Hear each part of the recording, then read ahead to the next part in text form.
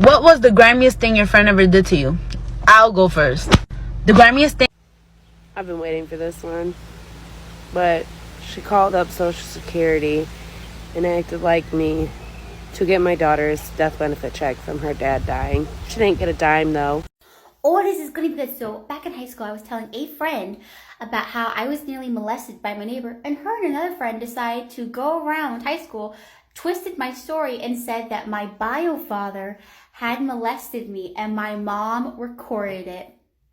Needless to say, I'm no longer friends with those people, and they can kindly go fuck themselves. I'll go first. So, this girl was my best friend for a long time, and after she got her kids taken away, I decided to be a nice person. I let her move in with me and my husband. She kind of just played the victim the whole time. And then I'd say about 2 months later, her and my husband took off together. I so got this in the bag. So going through middle school and high school, my brother was known as one of the popular guys. And every girl that I made friends with, I thought, obviously they want to be friends with me because of me. Well, that kind of changed once I found out that they only became my friends so they can get closer to my brother because they thought he was so hot and everything. And I told them that he doesn't want a relationship, and I promise you all he's going to do is sleep with you. That's it. He's not going to date you. So none of them listened to me, and every single girl that I was supposedly friends with would sleep with my brother.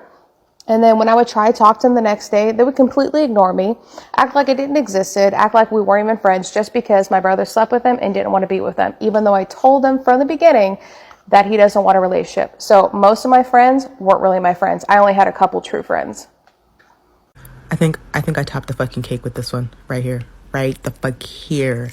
Right? So my sister is pansexual. My sister came out to college with me. My best friend at the time had a boyfriend. She came out to college with me. She left her boyfriend for me. Right? As I thought.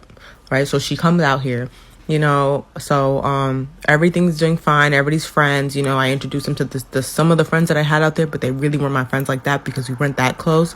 Right? So we just were like smoke buddies, right? So everybody's kicking it, whatever. My sister ends up fucking my friend N. My friend N had a girlfriend with the letter C, right? So C ends up fucking my best friend who starts with D, right? And then D ends up breaking up with her boyfriend for C. And I'm just confused because when did you go that way, right? And I'm gonna have to do a part 2. So this is the fucking part 2, right? So now I find out that my best friend left her boyfriend for C, and C and N broke up completely. They're no longer together, but N is still tripping over C. Meanwhile, my sister's really over here just chilling. She don't really give a fuck. We just vibing, right? We just vibing. She don't give a fuck. She ain't tripping over no bitch, right? So we over here chilling, and next thing you know, shit starts getting spilled. And I mean like spilled. Like this girl with the letter P starts snitching, talking about N is not only fucking my sister, but she's also fucking 3 other dudes from across the way, right? Whew.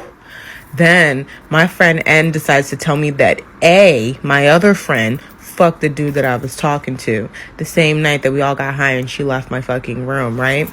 Oh, part 3. So I found out that A fucked the dude I was talking to because N snitched on her. And then I find out that N and C are no longer together, and I'm not really fucking with either of them, N or fucking C, right? And then I go and I start walking to class and shit, and I just realized that like C starts doing a little petty shit, like she would move my seat before I came into class and shit because we had the same exact class, right? Like if we would walk out the same direction, she would purposely walk in like fast in front of me and like hold the door and just let it go. Like that's kind of fucking rude, right? So I wasn't really tripping about it. So then I started telling my best friend, I'm like, yo, I don't really give a fuck if you're dating this bitch, but she needs to have some type of fucking respect and boundaries. Like, she's not gonna be out here fucking disrespecting me, right?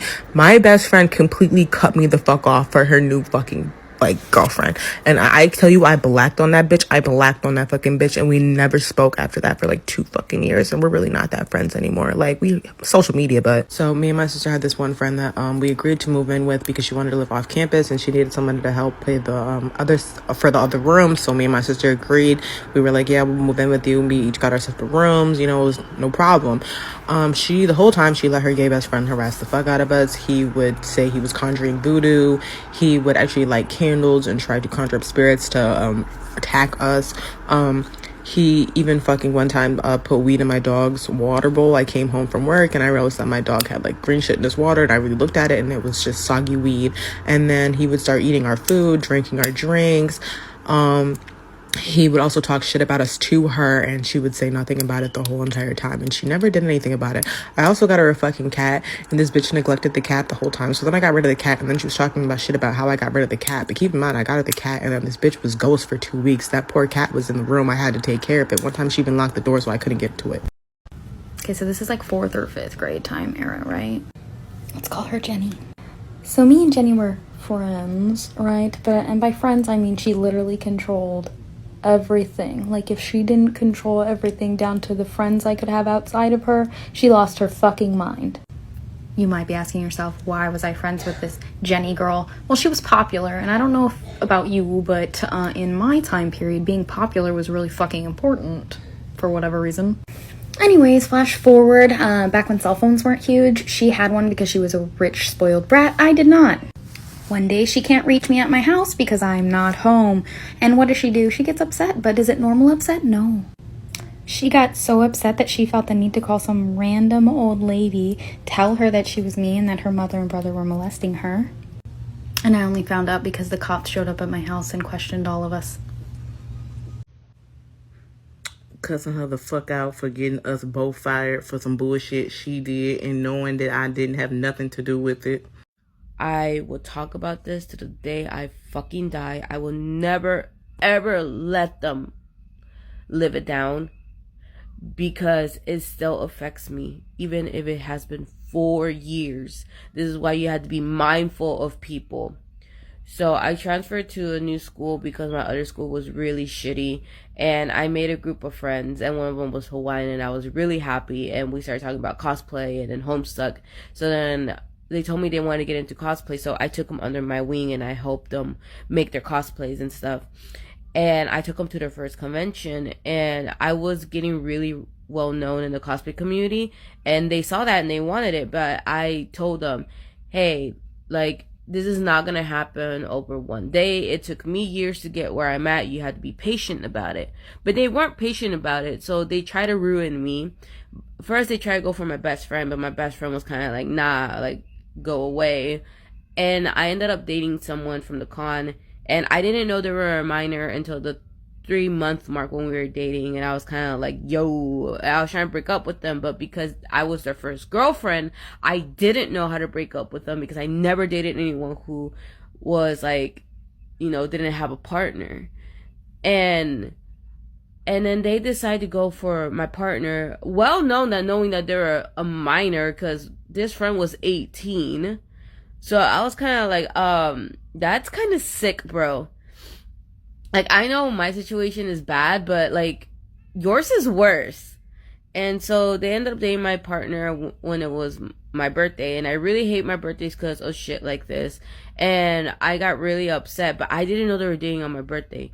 So then the convention comes, and they were supposedly drunk, and they made out. But the thing is, like, if you're drunk, how would you remember every little detail you have done with this person? And so their ex-girlfriend told me, and I didn't believe them until the friend who stayed at the hotel with them told me. And, you know, natural human reaction, I reacted and was kind of like, you know, like, fuck y'all, like, I'm gonna leave y'all because I'm not gonna be fucking, like, pushed like this. So then they wanted to get a reaction out of me more than that. And they started posting, like, their dates and all this kind of stuff. But only to me, they would, like, show it only to me. And so that obviously triggered me, and of course I took the bait and I yelled at them and I cussed them out and all this kind of stuff, and I was a very scary person. So then they played the victim and went around my hometown and outside of my hometown cons to tell popular cosplayers, and they all canceled me. And even till this day, they still hate me and still bully me for it. Boom! This is my time to shine. So, tell me why. Me and this girl was cool or whatever the case may be. And we moved in together. So, I guess the girl one day got sick of her own shit. And she moved out. Moved out as in moving her shit and everything while I'm in the house sleep. Not knowing a damn thing. So, me wakes up. Damn, you ain't gonna tell nobody you moved? Meanwhile, at this time, I'm a whole month and a half pregnant. So you just gonna leave me being your friend, you gonna leave me stranded and my child not knowing where the fuck to go. But as we speak right now, she going through karma. Karma is the bitch. I could write a book about this shit. So I had one friend that was basically homeless. I took her in to help her, and she took my old lady my entire life. Then I had another friend who actually left me in jail and fucked up my clean record. Then I had another one who decided that she didn't want to be my friend no more and started talking shit or whatever because I was tired of being her emotional punching bag when she became drunk and a lush, which isn't that worse than what my family does when they just call to vent to me and dump their emotional baggage, and I'm left scarred and they're feeling better when they get off the phone with me.